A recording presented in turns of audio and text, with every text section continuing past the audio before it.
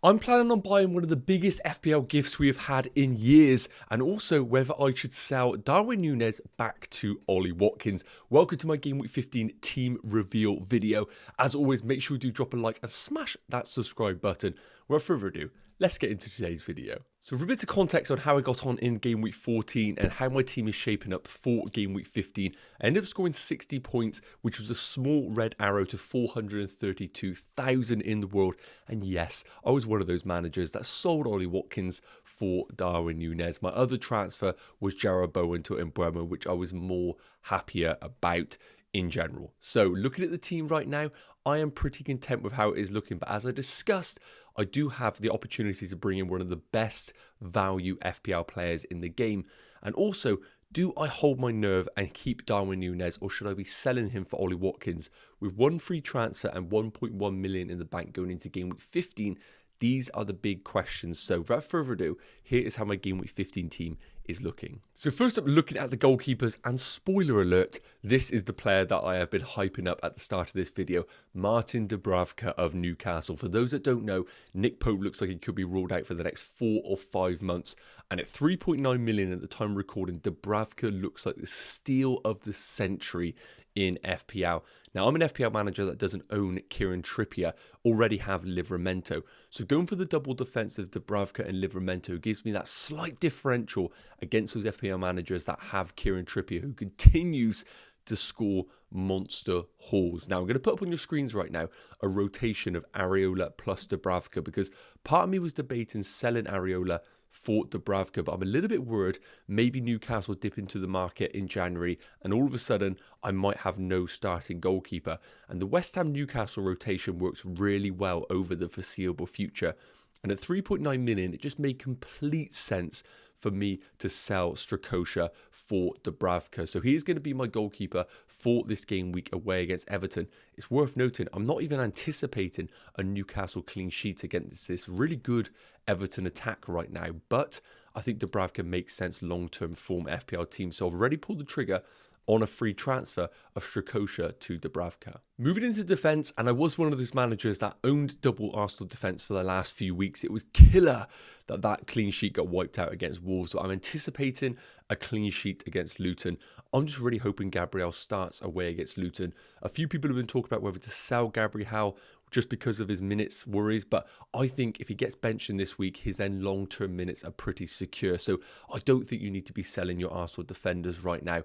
I think maybe later down the line, they can be cash cows for a bit more of an exciting pick like a Reece James. But for this game week, you've got to play your double Arsenal defence or single Arsenal defence.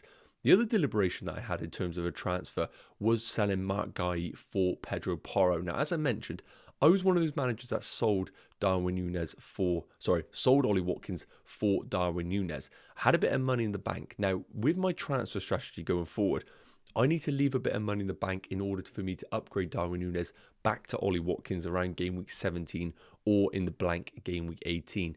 Now, I really like the idea of selling Mark Guy for Pedro Porro of Spurs. I think he's one of the best defenders in the game, offers great attacking potential on all set pieces, and the fixtures are okay for Spurs, but it would mean I would use most of my money in the bank.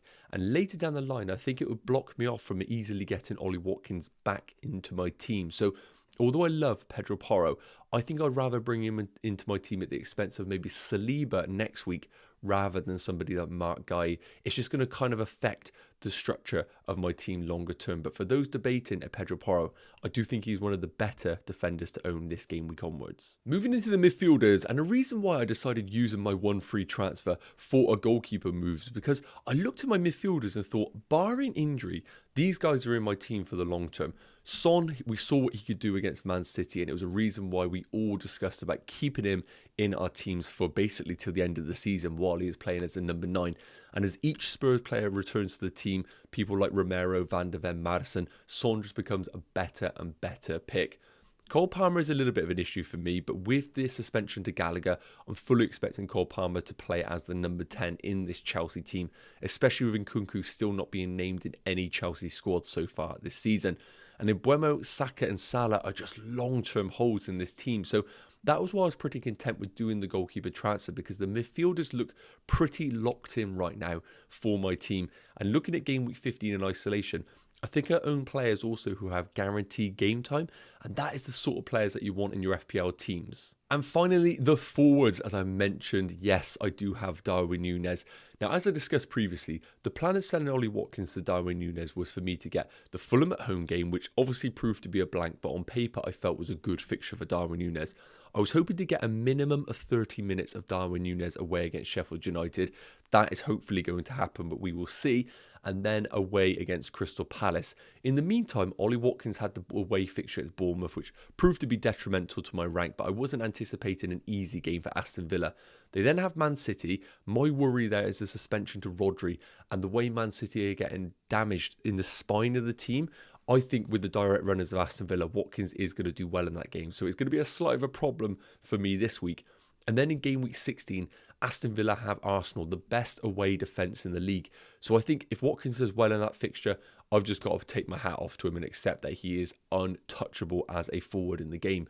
But I felt these next 3 game weeks were an opportunity for me to swing against Ollie Watkins.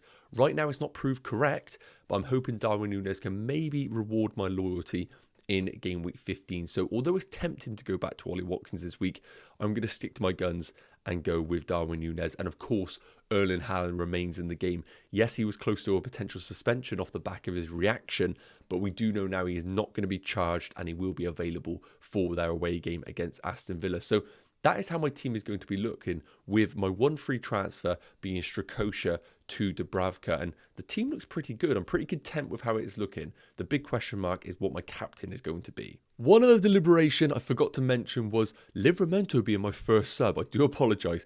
Guy starting at home against Bournemouth is the perfect example of a safe bet in terms of guaranteed minutes. I know I'm getting 90-minute man, whereas Livramento played fantastic in game week 14, and I do expect him to be the #1 left back in this Newcastle team. But away against Everton, I don't really know if he's going to start that game, with Lewis Hall being a player who can definitely step in at left back. Now, I think Lewis Hall is significantly off the standard of Livramento, but Eddie Howe needs to manage minutes in this Newcastle team. So the only potential move that I could make if we get some positive news regarding Livramento is maybe bringing him into the starting 11. My only concern about Livramento, he is one of those players that could easily come off the bench for a 20-minute cameo. And because of the home fixture for Crystal Palace, I'm currently leaning towards Mark Guy, but Livramento is a consideration. I think he's a fantastic player to start in your teams if you wanted to. I just wanted to note that. So finally, coming into captaincy, and it's quite an interesting one this week with a few options available to us. Mo Salah away against Sheffield United, Erling Haaland away against an open Aston Villa defence, Saka away against Luton, to name a few. Even Son at home against West Ham I think is going to fly completely under the radar. But with the news right now of Sheffield United losing their manager, some people might expect a new manager bounce, but I don't even think they have time to appoint a new manager. So this is going to be a Mo Salah against a managerless Sheffield United, the worst team in the league by far, both defensively and in general.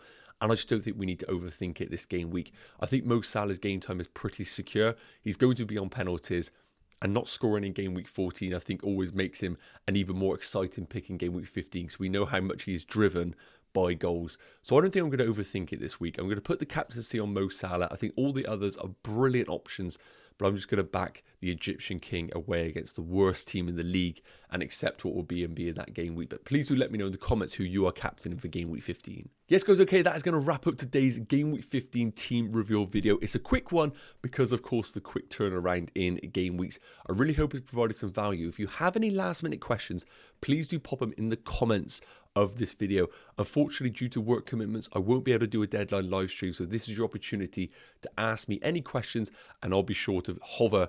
I'll be lingering in the comments, answering all of them up until the deadline.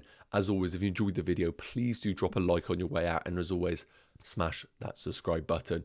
Have an amazing game week. Hope your arrows are green, and I will see you in the next video. Take care. Cheers.